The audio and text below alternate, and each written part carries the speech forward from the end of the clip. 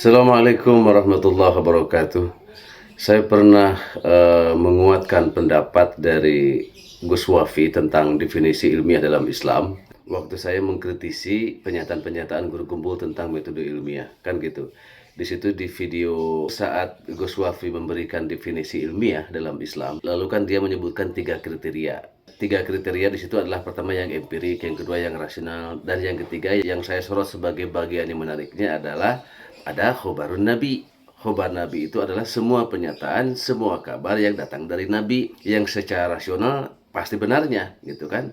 Datang dari Tuhan, datang dari Nabi itu pasti benarnya, kan begitu, sebagai pegangan kaum muslimin saya sebutkan di video itu.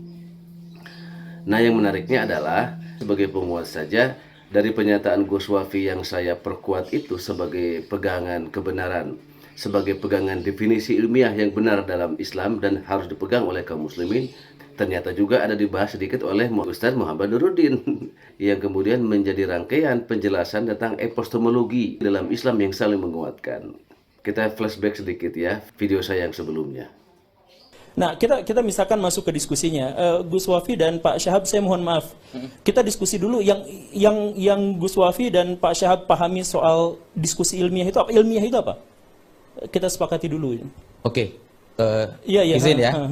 Oke, bismillahirrahmanirrahim. Oke, kalau begitu, jadi ilmiah itu begini Pak Gembul. Di dalam kitab Lawami'ul Anwar yang ditulis oleh Al-Imam As-Saffaraini. Jadi Islam itu memandang sebuah ilmiah kebenaran itu melalui tiga cara. Ya, yang pertama adalah al-hawasus salimah, panca indera yang normal dalam menangkap sebuah riwayat ataupun yang lain. Yang kedua adalah khabarus shadiq, kabar yang pasti benar. Kabar yang pasti benar dibagi menjadi dua. Yang pertama khabarul mutawatir, kabar yang ramai diketahui orang-orang yang kredibilitasnya bagus. Yang kedua adalah khabarun nabi al-muayyad bil mu'jizat, kabar dari nabi yang dikuatkan dengan mukjizat. Yang terakhir adalah al-aqlu, akal. Itu ilmiah bagi saya. Nah, ditanya pengertian ilmiah, itu Gus Wafi di sini sudah bagus menjawabnya dari perspektif Islam. Gus Wafi mengutip kitab Lawami'ul Anwar karangan seorang ulama namanya Imam Al-Saffaraini. Yang menarik adalah di situ dijelaskan tiga derajat ilmu, tiga derajat kebenaran atau tradisi ilmiah itu. Yang pertama adalah al-hawasus salimah, panca indera yang sehat, yang normal, yang menyaksikan sebuah peristiwa lalu dikabarkan kepada orang lain berdasarkan pengamatan panca indera itu. Yang kedua adalah kebenaran khobarun nabi al-muayyad bil mu'jizat, kebenaran yang disampaikan oleh nabi dengan mukjizat. Kalau sudah nabi yang menyampaikan, menurut saya tidak perlu diperkuat oleh mukjizat. Jadi makna yang lebih tepatnya adalah kebenaran dari Nabi atau kabar dari Nabi, apalagi yang dibuktikan dengan mukjizat. Karena kita sangat beriman kepada kebenaran yang disampaikan oleh Rasulullah, sehingga apapun yang beliau sampaikan ya kita percaya sebagai umatnya. Apalagi dibuktikan dengan mukjizat yang biasanya ditunjukkan kepada orang-orang kafir. Yang ketiga adalah khobarul akli, kebenaran akal, ya, yang logis, rasional dan masuk akal. Nah, yang menarik adalah ini sebenarnya ya definisi ilmiah yang sangat kuat, yang sangat logis, rasional, sekaligus betul-betul dari tradisi Islam di mana kebenaran itu dimasukkan, ya ukuran kebenaran itu di situ ada khobar dari nabinya. Kalau yang tadi hawasiyah, indrawi, kemudian ilmiah itu kan dunia barat dengan dunia Islam sama. Tapi ada kriteria kebenaran dari nabi, kabar dari nabi, kita yakini kebenarannya apalagi dikuatkan dengan mukjizat. Nah, itu adalah kebenaran versi Islamnya. Gitu. Jadi ini pegangan buat kaum muslimin, dan ini Imam Al-Saffaraini ini bagus sekali mendefinisikan kebenaran ilmiah seperti itu. Menurut saya ini yang harus dipegang oleh umat Islam, definisi kebenaran seperti ini. Nah, itu.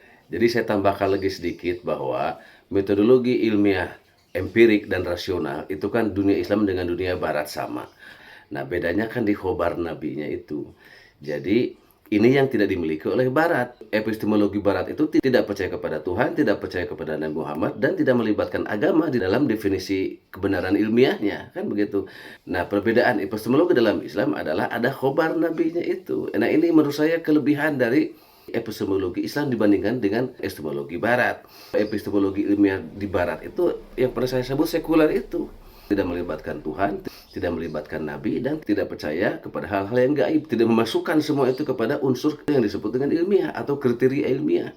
Jadi beda sekali atau kontras antara epistemologi ilmiah Barat dengan epistemologi ilmiah Islam. Nah, percaya kepada Tuhan, iman kepada Tuhan, iman kepada Nabi, itu kan metodologi kebenaran, metodologi ilmiah yang rasional. Karena sangat masuk akal dan rasional. Di mana rasionalnya?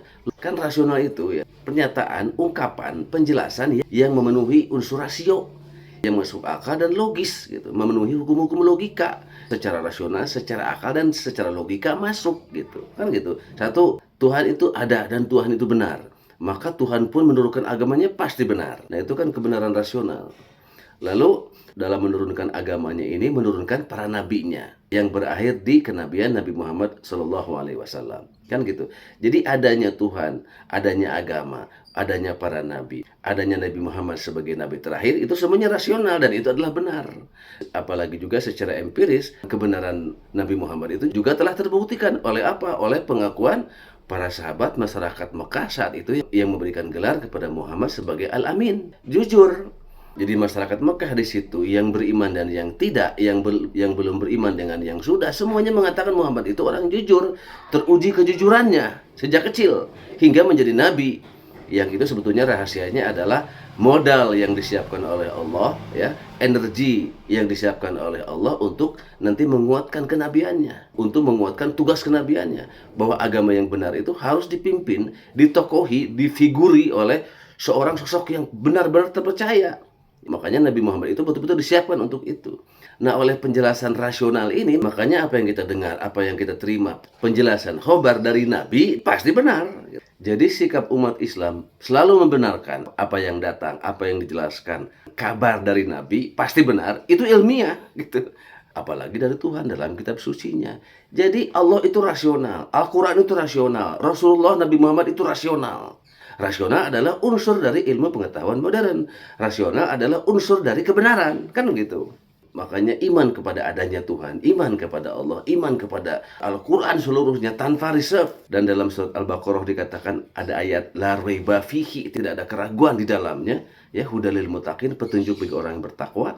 Jadi kita memegang kebenaran ini adalah sikap ilmiah dan itu adalah benar. Termasuk menerima, mengimani, mempercayai, menerima, mengimani semua kabar dari Nabi, semua berita dari Nabi, termasuk hal-hal yang gaib, kabar gaib, berita gaib, ya, surga, neraka, hari kiamat, takdir dan sebagainya. Jadi semua itu adalah ilmiah di dalam epistemologi Islam. Karena semuanya memenuhi unsur rasionalitas. Semuanya rasional, kan begitu. Nah, ini nih kekurangan epistemologi Barat. Barat itu mensyaratkan ilmiah atau kebenaran ilmiah itu diantaranya adalah rasional. Tapi rasionalitas tentang adanya Tuhan, ya, Tuhan menurunkan agama yang benar dan agama benarnya cuma satu, lalu menurunkan para nabi yang ujungnya adalah Nabi Muhammad. Ini kan semuanya rasional, tapi di Barat tidak diterima karena alasannya tidak empirik, kan begitu, padahal rasional. Jadi sebetulnya epistemologi Barat itu mengingkari definisinya sendiri bahwa salah satu ukuran kebenaran itu adalah rasional. Sementara rasionalitas tentang adanya Tuhan, adanya pencipta, adanya agama yang benar, adanya agama para nabi, termasuk berita-berita, ya, kabar ilmu yang diturunkan dalam konteks ini semuanya kan juga harus dibenarkan sebagai sebuah rasionalitas gitu. Jadi rasional. Rasionalnya apa? Kaitannya nanti kepada kausalitas itu, hukum sebab akibat.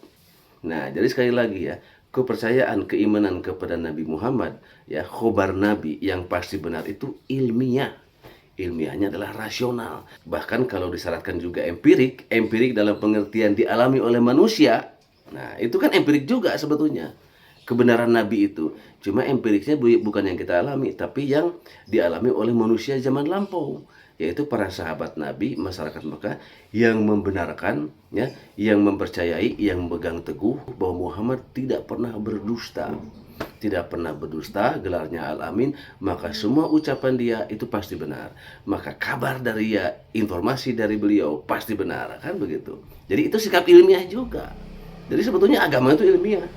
Nah, sekarang khobar Nabi itu ada penjelasan lagi dari Ustadz Muhammad Nuruddin. Dan ini menguatkan definisi yang dikutip oleh Gus Wafi dari Imam Al-Safaroini.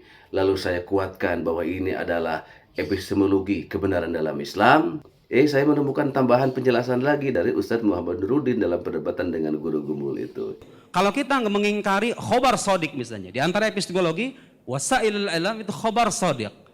kabar yang jujur, yang terpercaya, yang bagiannya ada dua, ada khobar mutawatir, ada khobar muayyad bil mu'jizah. Ya, khobar Nabi muayyad bil mu'jizah. Kabar seorang nabi yang tervalidasi dengan mukjizat gitu loh, bukan cuma diakui sebagai nabi. Jadi kita itu Bapak Ibu sekalian meyakini, bukan cuma meyakini itu asal percaya doang, enggak, ada landasan rasionalnya. Nabi Muhammad itu dibuktikan secara rasional sebagai nabi melalui metode rasional. Kalau beliau terbukti sebagai nabi dan nabi utusan Tuhan, Tuhan bilang ada surga, neraka, malaikat, jin, setan, Anda nggak pernah ngelihat sekalipun, itu harus Anda benarkan loh. Nah, Tuhan nggak mungkin bohong. Tuhan emang ada apa enggak? Makanya kita bahas dulu tadi itu di awal. Ada apa enggak? Itu satu kesatuan epistemologi Islam itu. Kalau Tuhan terbukti ada, Muhammad terbukti sebagai nabi, yang dia katakan itu benar. Kaum sekuler, orang-orang sekuler, orang liberal itu kadang-kadang menafikan yang itu tuh, yang terakhir saya sebut itu. Seolah pengetahuan hanya terbatas pada indera dan rasio saja. Oh tidak. Coba, kalau saya bisa menolak keilmiahan wahyu itu dengan dua alasan saja. Satu, Anda buktikan Tuhan tidak ada. Kedua, Anda buktikan bahwa manusia agung bernama Muhammad SAW bukan seorang nabi. Ayo, saya terima itu. Saya terima bahwa wahyu itu tidak ilmiah kalau Anda bisa buktikan dua hal itu. Tapi kalau sebaliknya, bahwa Tuhan terbukti ada secara rasional, Muhammad terbukti sebagai nabi, surga, neraka, yang nggak pernah kelihatan itu, nabi-nabi terdahulu itu kan kabarnya mutawatir. Manusia sepanjang zaman mengabarkan ada manusia namanya Ibrahim. Ada atau tidak jejak arkeologisnya, ya itu benar, itu historis. Dari mana landasannya? Itu epistemologi tadi. Kabar yang terpercaya. Oke, itu ya. Jadi Muhammad Nuruddin menjelaskan bahwa khobar Nabi itu adalah unsur bagian dari epistemologi Islam. Nah, ini sama dengan pikiran saya sebelumnya. Terus terang, selama ini keyakinan saya pada kebenaran Tuhan, kebenaran Nabi, saya belum pernah menemukan rumusannya dari para ulama, karena saya bukan pembaca kitab.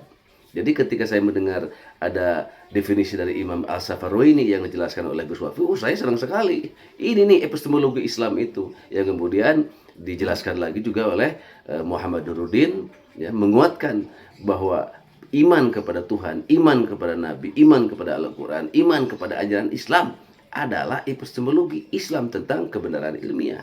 Jadi Islam itu ilmiah. Gitu. Nah, khulasahnya adalah inilah definisi kebenaran ilmiah dalam Islam. Islam itu ajak, konsisten, kuat dengan tradisi ilmiahnya. Sebetulnya ini semua nggak perlu dijelaskan. Jadi saya khawatir juga bahwa penjelasan kita habis-habisan tentang definisi ilmiah, tentang kebenaran ilmiah dalam Islam, ini kok seperti menyerwak the hate complex gitu. Seperti perasaan rendah diri bahwa Islam tidak punya metodologi kebenaran, bahwa Islam tidak punya epistemologi keilmuan, padahal sudah ribuan tahun itu berakar kuat dalam tradisi keilmuan Islam, dalam sejarah peradaban Islam. Jadi gimana ya? Tapi nggak ke situ sih. Ini lebih karena sekarang topik ini hidup lagi, didiskusikan dalam media sosial. Kalau dalam sejarah keilmuan, dalam sejarah referensi, sejarah kitab-kitab, sejarah perdebatan dunia Islam tentang ilmiah, metodologi ilmiah, ukuran ilmiah, definisi itu sudah panjang sekali. Sudah tak terhitung itu jumlahnya. Termasuk perdebatannya di antara para ilmuwan, para teolog, para filosof, para ulama dan sebagainya. Jadi ini hanya penegasan kembali karena sekarang ramai di media sosial yang sebetulnya dangkal. Jadi pendalaman ilmu, diskusi, perdebatan di media sosial itu dangkal. Kenapa? Ya karena terbatas waktu. Lalu dijelaskannya oleh mulut, oleh ucapan. Kan beda. Kita mendengarkan video setengah jam, 1 jam dengan membaca ribuan halaman buku, berjilid-jilid kitab. Itu kan jauh sekali kedalamannya. Tapi ya nggak apa-apa lah. Ini sebagai sebuah tren zaman yang tidak bisa dihindari, yang harus kita ikuti. Dan tugas para ilmuwan, para cendekiawan, para akademisi muslim, para ulama, itu menjelaskan kembali hal-hal seperti ini untuk tetap menjaga keajegan, untuk memberikan pencerahan, pedoman, dan pegangan kepada umat di tengah perkembangan zaman yang seperti ini. Terima kasih. Assalamualaikum.